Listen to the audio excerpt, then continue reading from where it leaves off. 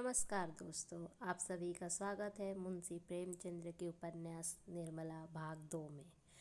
नदी के निर्जल तट पर रात भर कैसे रहेगी, यह सोचकर वह नदी में कूदकर उस नाव को पकड़ना चाहती है कि इतने में कहीं से आवाज़ आती है, ठहरो ठहरो, नदी गहरी है, डूब जाओगी।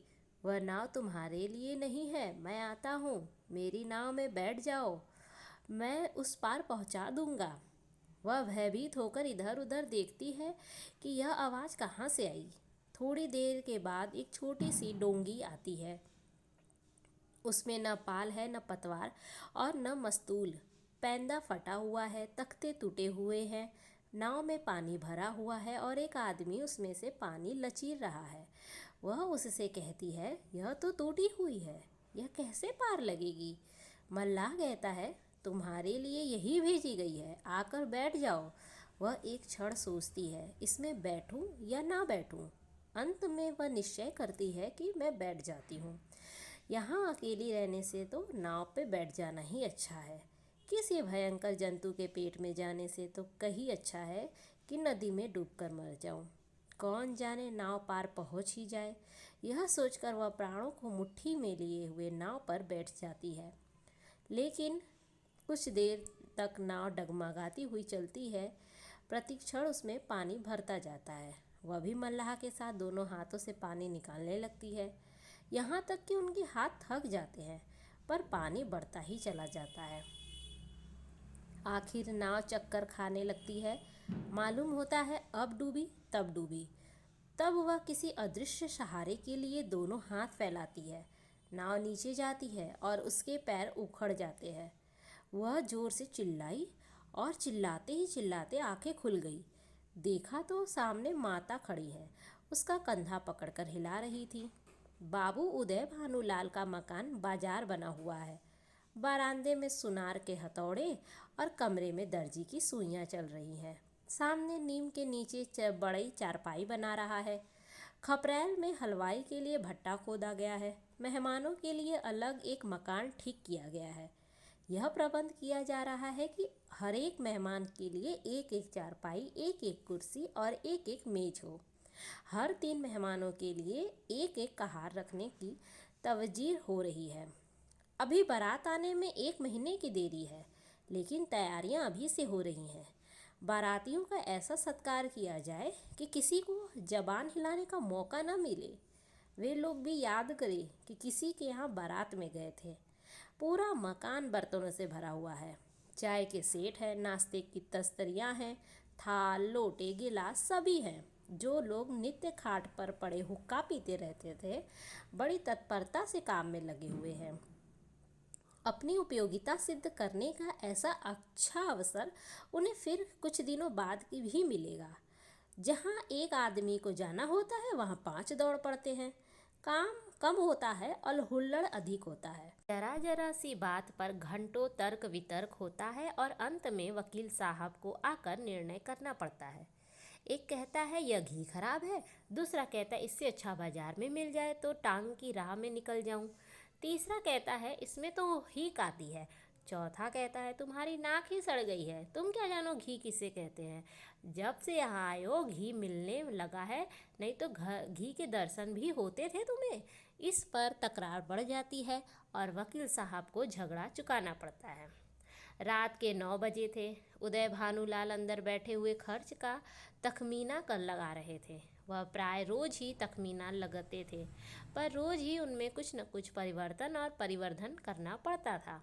सामने कल्याणी भौवे सी कूड़े हुए खड़ी थी। बाबू साहब ने बड़ी देर के बाद सिर उठाया और बोले, 10,000 से कम नहीं होता, बल्कि शायद और बढ़ जाए। कल्याणी 10 दिन में 5 से 10,000 हुए, 1 महीने में तो शायद 1 लाख नौबत आ जाए। उदय भानु, क्या करूं? जग हंसाई भी तो अच्छी नहीं लगती। कोई शिकायत हुई तो लोग कहेंगे नाम बड़े दर्शन छोटे। फिर जब वह मुझसे दहेज 1 पाई नहीं लेते तो मेरा भी कर्तव्य है कि मेहमानों के आदर सत्कार में कोई बात उठा न जाए। कल्याणी, जब से ब्रह्मा ने सृष्टि रची तब से आज तक कभी बारातियों को कोई प्रश्न नहीं कर सका। उन्हें दोष निकालने और निंदा करने का कोई न कोई अवसर मिल ही जाता है। जिसे अपने घर सूखी रोटियां भी नसीब नहीं होती, वह बारात में जाकर तानाशाह बन बैठते हैं। तेल खुशबूदार नहीं, साबुन टके शेर का जाने का कहाँ से बटोर लाए। कहार बात नहीं सुनते, लालटेन धुआं देती है, कुर्सियों में खटमल है, चारपाइयाँ ढीली हैं, जनवासे की जगह हवादार नहीं। ऐसी ऐसी हजारों शिकायतें होती रहती है। उन्हें आप कहाँ तक रोकिएगा। अगर यह मौका न मिला तो और कोई ऐब निकालेगा। मैं तो फिर यही कहूँगी कि बारातियों के नखरों का विचार ही छोड़ दो। उदय भानु, तो आखिर तुम मुझसे क्या करने को कहती हो। कल्याणी, कह तो रही हूँ, पक्का इरादा कर लो कि मैं 5,000 से अधिक खर्च न करूँगा। घर में तो टका ही नहीं, कर्ज ही का भरोसा है। इतना कर्ज क्यों ले कि ज़िंदगी में अदा न हो सके। आखिर मेरे और बच्चे भी तो हैं, उनके लिए भी तो कुछ करनी चाहिए। उदय भानु, तो आज मैं मरा जाता हूँ क्या। कल्याणी, जीने मरने का हल कोई नहीं जानता। कल्याणी, इसमें बिगड़ने की कोई बात ही नहीं। मरना एक दिन सभी को है, कोई यहाँ अमर होकर थोड़ी आया है। आंखें बंद कर लेने से होने वाली बात न टलेगी। रोज आंखों देखती हूँ, बाप का देहांत हो जाता है, उसके बच्चे गली गली ठोकरे खाते फिरते हैं। आदमी ऐसा काम ही करे क्यों। उदय भानु ने जलकर कहा, जो अब समझ लूँ कि मेरे मरने के दिन निकट आ गए। यही तुम्हारी भविष्यवाणी है।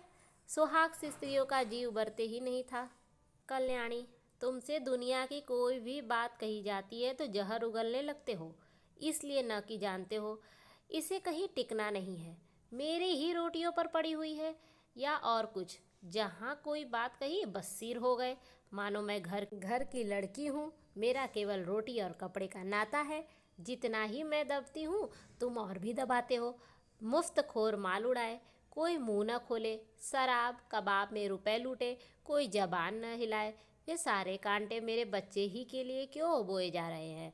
उदय भानुलाल, तो मैं क्या तुम्हारा गुलाम हूँ। कल्याणी, तो क्या मैं तुम्हारी लड़की हूँ। उदय भानुलाल, ऐसे मर्द और होंगे जो औरतों के इशारों पर नाचते हैं। कल्याणी, तो ऐसी स्त्रियां भी होंगी जो मर्दों की जूतियों सहा करती हैं। उदय भानुलाल, मैं कमा कर लाता हूँ, जैसे चाहो खर्च कर सकता हूँ, किसी को बोलने का हक नहीं है। कल्याणी, तो आप अपना घर संभालिए। ऐसे घर को मेरा दूर से ही सलाम है। जहाँ मेरी कोई पूछ नहीं, घर में तुम्हारा जितना अधिकार है उतना ही मेरा भी है। इससे जौ भर भी कम नहीं है। अगर तुम अपने मन के राजा हो तो मैं भी अपने मन की रानी हूँ। तुम्हारा घर तुम्हें मुबारक। मेरे लिए पेट की रोटियाँ की कमी नहीं है। तुम्हारे बच्चे हैं, मारो या जलाओ, मुझसे कोई मतलब नहीं। न आँखों से देखूंगी न पीड़ा होगी। आँखें फूटी, पीर गई। उदय भानु, क्या तुम समझती हो कि तुम न संभालोगी तो मेरा घर नहीं संभलेगा। मैं अकेले ऐसे ऐसे 10 घर संभाल सकता हूँ। कल्याणी, कौन। अगर आज के महीने दिन मिट्टी में न मिल जाए तो कहना कोई कहती थी। यह कहते कहते कल्याणी का चेहरा तमतमा उठा। वह समझ कर उठी और कमरे के द्वार की ओर चली। वकील साहब, मुकदमे में तो खूब मीन मेखने लगते हैं, लेकिन स्त्रियों के स्वभाव का उन्हें कुछ ही ज्ञान नहीं था। यही एक ऐसी विद्या है जिसमें आदमी बूढ़ा होने पर भी कोरा रह जाता है। अगर वे अब भी नरम पड़ जाते हैं तो कल्याणी का हाथ पकड़कर बिठा लेते तो शायद वह रुक जाती, लेकिन आपसे यह तो हो नहीं सका। उल्टे चलते चलते एक और चरका दिया। बोले, मैके का घमंड होगा। कल्याणी ने द्वारा पर रुककर पति की ओर लाल लाल नेत्रों से देखा और फिरक कर बोली, मैके वाले मेरे तकदीर के साथी नहीं हैं और न मैं इतनी नीच हूँ कि उनकी रोटियों पर जा पड़ूँ। उदय भानु, तब कहाँ जा रही हो। कल्याणी, तुम यह पूछने वाले होते कौन हो। ईश्वर की सृष्टि में असंख्य प्राणियों के लिए जगह है, क्या मेरे लिए नहीं होगा। यह कहकर कल्याणी कमरे में बाहर निकली। आंगन में आकर उसने एक बार आकाश की ओर देखा, मानो तारागढ़ हो साक्षी दे रही हो कि मैं इस घर में कितनी निर्दयता से निकाली जा रही हूँ। रात के 11 बज रहे थे। घर में सन्नाटा छा गया था। दोनों बेटों की चारपाई उसी के कमरे में रहती थी। वह अपने कमरे में आई, देखा चंद्रभानु सोया है। सबसे छोटा सूर्य भानु चारपाई पर उठ बैठा है। माता को देखते ही वह बोला, तुम कहाँ गई थी अम्मा?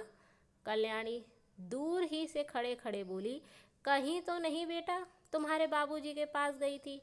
सूर्य, तुम तली दई मुझे अकेले छोड़कर कहाँ तली गई थी? तुम क्यों तली गई बताओ? यह कहकर बच्चे ने गोद में चढ़ने के लिए दोनों हाथ फैला दिए। कल्याणी अब अपने आप को रोक न सकी।